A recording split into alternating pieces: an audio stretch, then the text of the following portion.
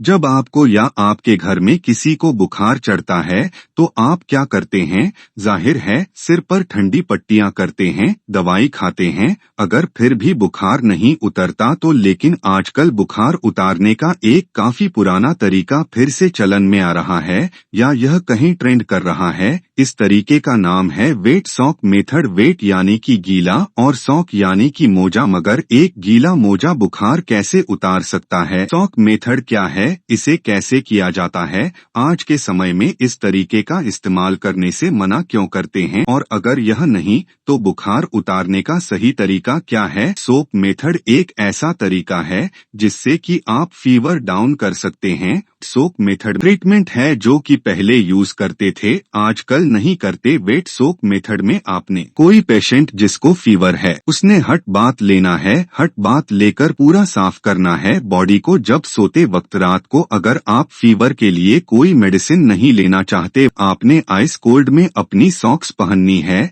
और उसके ऊपर ड्राई सॉक्स पहन के फिर अपने नाइट्स के क्लोथ पहन के सो जाना है। वेट सोक मेथड उससे क्या होता है कि आपका ब्लड सर्कुलेशन, जैसे कि आपने वम से कोल्ड पहना तो ब्लड सर्कुलेशन हमारी चेस्ट से पूरा lower circulation lower part of body में चला जाता है। सर्कुलेशन बढ़ जाता है तो ब्लड सप्लाई यहाँ पर कम हो जाता है, जिसकी तो जितने भी आपके छोटे छोटे ऑर्गन है जैसे कि upper airway, nose, throat, lungs, ears, sinus, इनमें जो भी कफ भरा है उसकी वजह से आपको फीवर है, कंजेशन है, उसमें यह बोला जाता है कि उसमें धीरे धीरे की कंजेशन कम हो जाता है, फीवर की इंटेंसिटी कम हो जाती है। ये ओल्ड कन्वेंशनल मेथड था जो कि पहले जब यह new mortality of fever treatment जब नहीं थे, क्योंकि जब हमारे पास कोई ऑप्शन नहीं था, क्योंकि इसको साइंटिफिक मेथड से की एक एविडेंस बेस्ड जो कि नहीं है, पर इसको को यूज करके कई पेशेंट में बेनिफिट मिलता है। यह उन पेशेंट्स में यूज किया जाता था जो कि जिसमें फीवर और नजला कंजेशन नहीं ठीक होता था। अगर 104 फीवर है और इसको आप यूज कर रहे हैं और नाइट में आपको कोई भी फीवर से रिलेटेड कॉम्प्लिकेशन हो सकता है, जैसे कि डिहाइड्रेशन हो सकता है, बीपी कम हो सकता है, बहुत सारी चीजें हो सकती है। अगर आप वर्म से वेट पहन रहे हो तो उसके बाद आपको fungal infection, skin fungal infection, blisters बन सकते हैं और आपका इम्यून सिस्टम रिसेट हो सकता है। मतलब अगर आपका कंप्रोमाइज इम्यून सिस्टम है,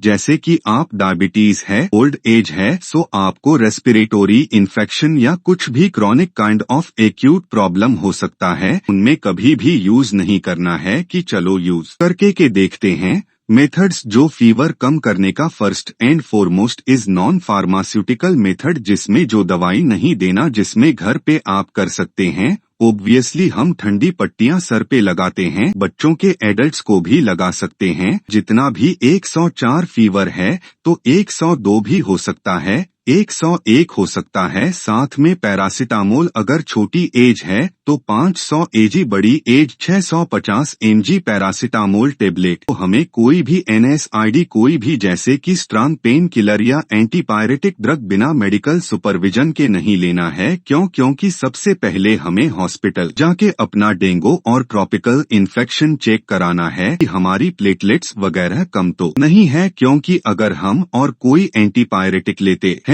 तो उससे हमारे प्लेटलेट जल्दी कम हो सकते हैं। इसलिए सावधानी ही बचाव है। अगर बुखार लंबे वक्त तक नहीं उतर रहा है तो के पास जरूर जाइए